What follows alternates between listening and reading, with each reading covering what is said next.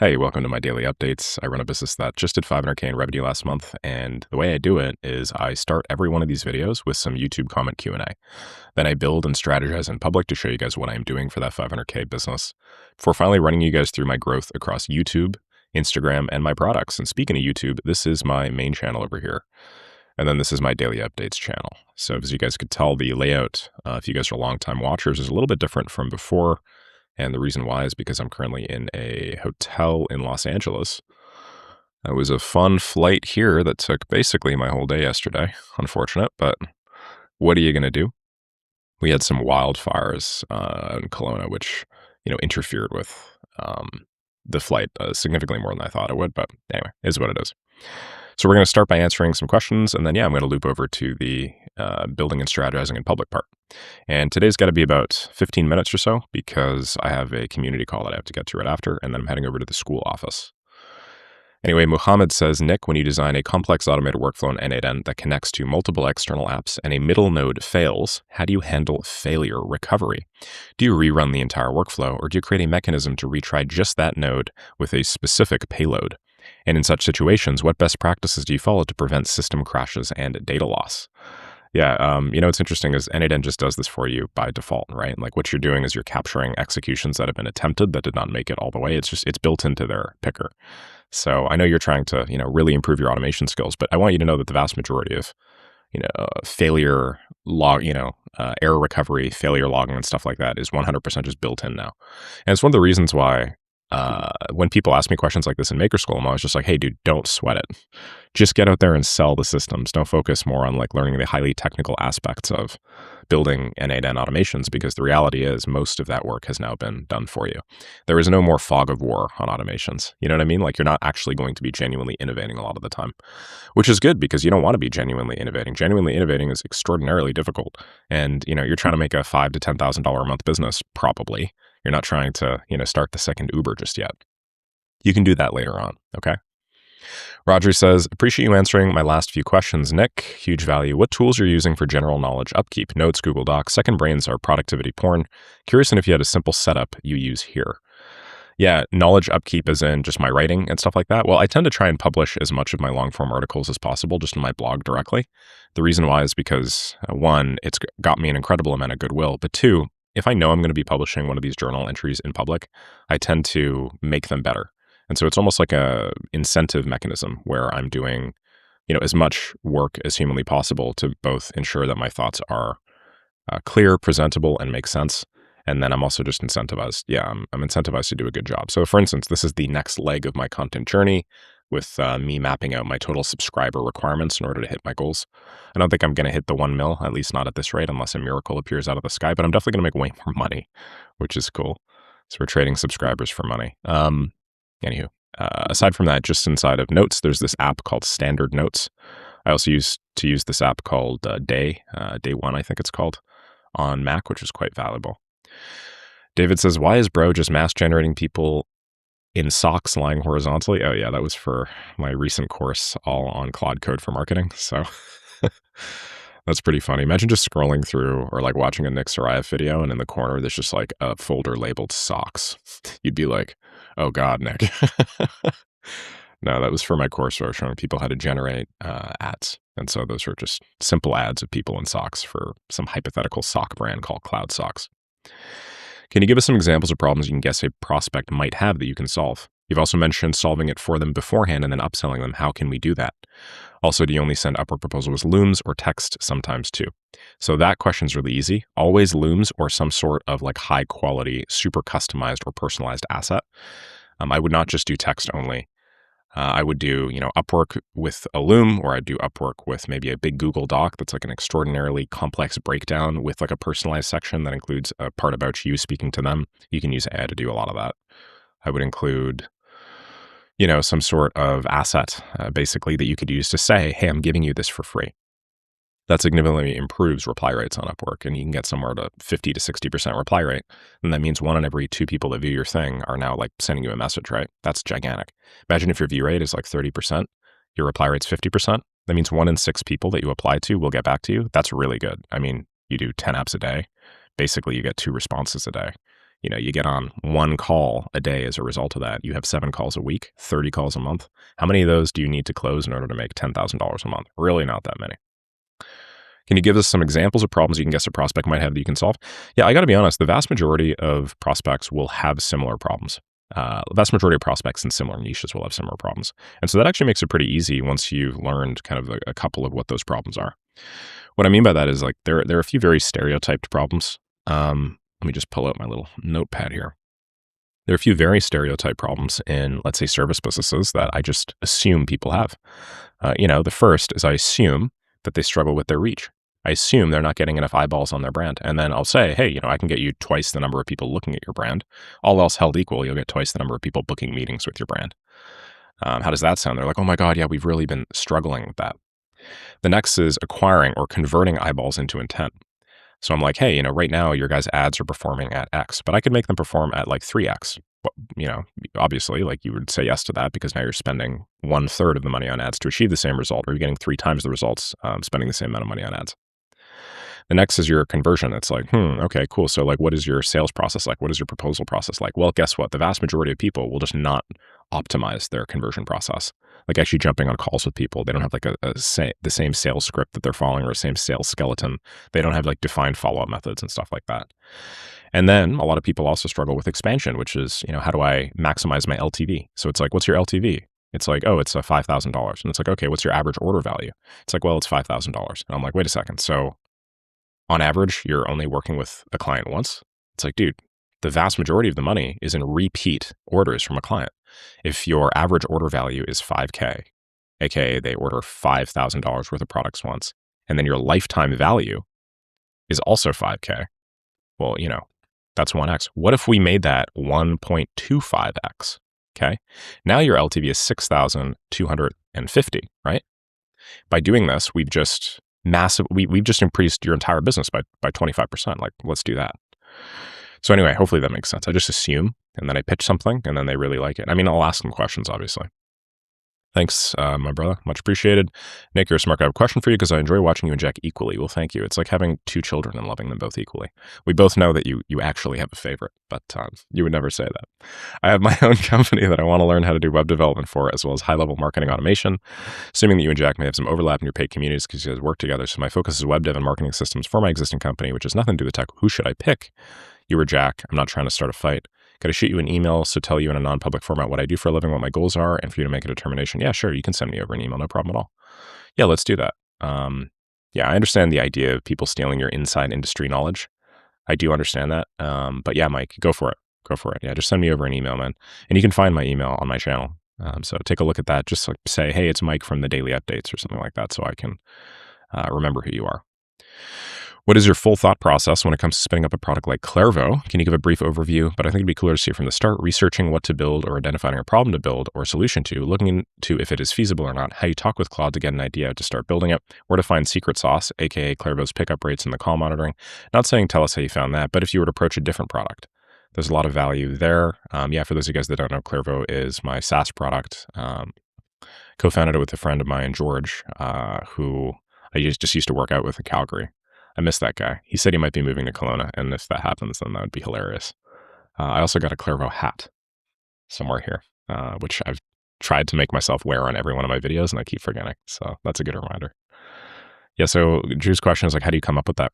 Like, I'll be honest, like, there's no systematic process for coming up with that. I'm sure there are, if you go to like one of these like app design labs or whatever, they obviously follow a systematic process to define a problem, define a solution, and then define like, market research, TAM, and stuff like that.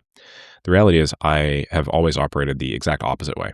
Rather than starting with a bunch of research and then determining the need via stats and then being like, okay, this makes sense, let's do it. What I will do is I will just build a lot of stuff for clients, usually using, automations in like a service-based business model. Think like N8N automations, Claude routines, that sort of stuff. And if I find that I am capable of generating a lot of money for people, then yeah, I'll just be like, hey, that sounds interesting. I wonder if I systematize that, how much money could I make? So you know what I mean by that? Like everybody starts the other way around. They start just like coming up with a bunch of hypotheticals, and then they do research trying to like, validate some hypothetical BS. but I actually go and I will sell, and then I will be like, huh, what's weird is when I implemented this on a company that was doing a few $1 million a year in ads, and then we significantly increased their pickup rates on inbound calls to those prospects that fill out those ad forms. I generated a massive ROI. Clearly, there's something there. So we just kind of reverse engineered it. Yeah. And so what was happening with Clairvo specifically is George was running that dental marketing business, and he found that he was spending way too much money for the dentist in order to get a certain result.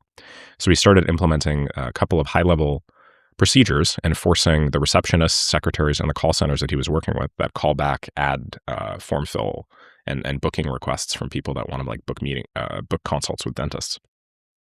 He found that if he just implemented a couple of those high-level procedures, like calling back immediately after they fill it out, like, dialing from local area codes, like, parallelizing dials for, across all of our clients to optimize our call center expenditures, he found that like we just did way better. It was like way more financially feasible. And yeah, I mean, the conversion rate on a dial was up like freaking 3x.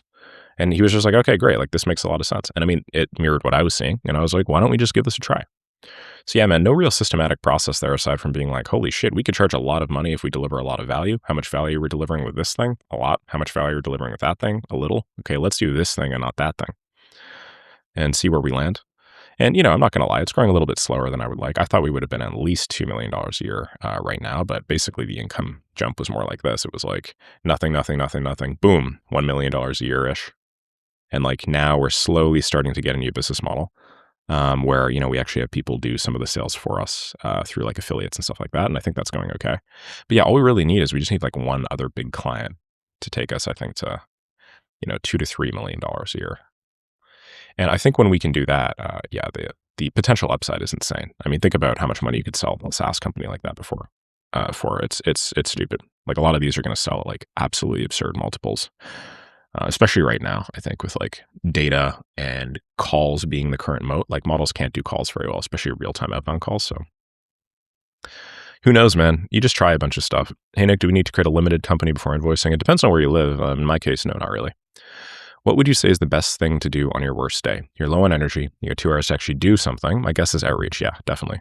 And you know what's really interesting? It's a self-fulfilling prophecy. If you feel that you are low on energy, and then you tell yourself the story that you are low on energy, you will probably be low on energy, and it will negatively impact everything. Rather than like say, I am low on energy, you should just, reframe your mind to be like, oh, right now I'm feeling like this. But it's not like the whole day is low on energy, right? Because that is a story that can persist far past your current feeling. What I find is interesting is when you start performing, even if it is your worst day, you will immediately be like, I feel a lot better now. And then you can make your worst day ever one of your best days ever. All right, let's do one more. If you were selling custom music production to independent artists and your goal was to get them on a discovery call, how would you structure the offer in cold email so it doesn't just sound like another producer trying to sell beats? Oh, that's interesting. Custom music production to independent artists. So, wow, this is a totally new business model for me. Is that a business model? So you are a music producer. You're reaching out to independent artists and you're saying, hey, bro, I can upgrade your beats. Do you want to jump on a quick call? And then you pitch them some sort of service in order to do so. Wow. Yeah, I mean, I don't know. I don't know much about this. I really don't. What's funny is I used to produce music way back in the day, actually. I was actually just listening to one of my songs and I was like, oh God, it's kind of cringy, but it was also kind of cool. But the way that I feel like this would work, my intuition is that cold outreach to people like this is less impactful than I feel like music is one of those things that inverts my usual paradigm of like sell it first and then build it after. I think you should probably network with artists and you should try and get in the same rooms as artists. Like think about like LA, going to parties where there's lots of artists and stuff like that. And that in a form is like your outreach. But I don't know if like cold outreach to independent artists to sell stuff like that is actually going to work. I got to be honest. I have no idea. So very interesting question. Very, very interesting question. For those of you guys that are curious, I made a brand way back in the day called Cypress_M. And I don't even know if you can find it here. Probably not. Okay, I'm going to go Instagram and then I'll go Cypress_M. All right, and this is me trying to make music way back in the day. Let me see if I could turn on the audio. What's a good song? Okay, hold on. You guys can't actually hear it. Wait. Yeah, I'm curious what you guys would think about this. I don't know how to make it work, though. So bear with me 1 second. Do I Mac OS audio capture? What's this? Disable monitoring? Is this monitoring? Okay, hold on. I'm just going to mute my thing and do a bunch of things to try and make this work, because I think you guys would find it funny.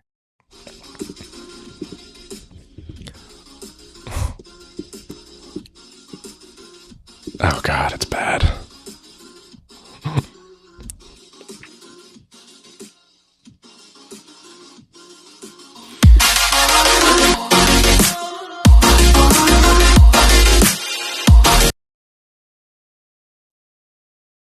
Anyway, how cool is that? So I used to use this software called Ableton. It was way back in the day. And so this is like, I don't know, almost 10 years ago now. And my buddy and I, we played a little bit of piano. And, you know, I was like, oh, like I'm going to turn this into a business and I'm going to be like a successful music producer and shit. So if you guys want to check out a couple of my other ones, go to Cypress_M. I'm surprised that's still up, like as a channel. It's very funny.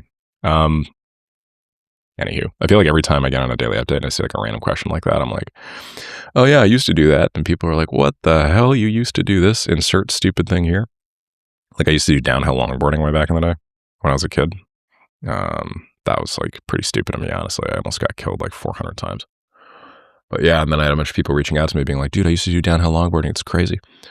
And then this music production stuff, I saw that question on the daily update Q&A and I was like, holy shit, like what would I have done if I was like a young kid trying to like make this happen?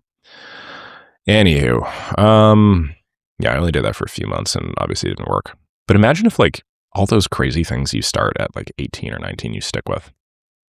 Like my life probably would have been very different if I had stuck with that. You know, maybe I'd be down in LA full time and not just visiting a business. Who knows? All right, guys. So yeah, here's the situation. I'm meeting with the Skool team in a few hours. I'm looking forward to that. Bunch of really cool guys, obviously, as we know. And yeah, they've been really attentive to me and helped me out with a lot of things recently. They've asked me questions on how the platform can be better. And I can tell that they're making like they're taking intentional steps to try and get to know some of the people that are like their highest producing communities, because they anticipate that those are the people that probably know the most about, you know, what people like to see in a community platform. And I like it because they're very like boots on the ground. It's like, hey, like, let's just talk to the people that are doing stuff that works and then figure out what works. I've also helped the Skool team with their platinum community for quite a while. And I figured that me doing this a little bit every day would yield asymmetric returns. What I mean by that is like, it takes me 5 minutes to 10 minutes per day just to like leave a couple of voice notes in platinum. But because I'm what a lot of people look up to in that community, they're like, oh, you know, guy's making a ton of money and he's managing this community and he's doing it really simply and low lift. It makes the Skool look a lot better. So, you know, I figured if I just did this every day for like a month and a half or something, like I would have more opportunities as a result of this. It just kind of made sense to me. And in general, like if you have two possible universes and one of them is like deliver value and the other is do not deliver value. And it's like, if you just pick the one that delivers value, eventually you will win. But yeah, I wasn't expecting it to be that good, honestly. So yeah, they've invited me over. I don't know what we're going to do. We're probably going to have lunch or something like that. See how all that goes. Okay, so crazy work on the Maker Skool front. We have 2,385 members now, which represents a 0.93% increase in our total magnitude, total number of people on. I'm just going to have to blitz through the rest of these YouTube stats because I have a call coming up in just a few minutes. So I'm going to paste these in. But yeah, it looks like we're doing pretty well on the main channel. You know, obviously we have a slow growth there. Very few. Like we're not actually objectively adding a tremendous number of subs, but that's okay because I'm focused more on the long term of long form courses that tend to accumulate via search. So I'm going to do as many of those as humanly possible over the course of the next little bit. I've already recorded, I think, 2.5 hours of my next course. Obviously, I'm a little bit behind because of the LA trip. I would have preferred to actually have that course out by now, but it is what it is. And speaking of LA trip, how's my IG? Yeah, it's doing pretty well. And then the X channel, Nick Saraev, is at 4160. Just copy and paste this, 4160, paste that on. And then Maker Zero is doing pretty good too at 16,642. So, any really high level comments to make? No, the YouTube channel is doing pretty good, and I'm going to continue doing that. Daily Updates channel is just continuing to surpass my expectations. You're almost at 22,000 subs. So, if you guys are one of those 22,000 subs, thank you. And if you're not, then if you guys could subscribe, that would help me out big time. Thank you for your continued patronage, at least with your attention. And I will catch all y'all tomorrow. Bye.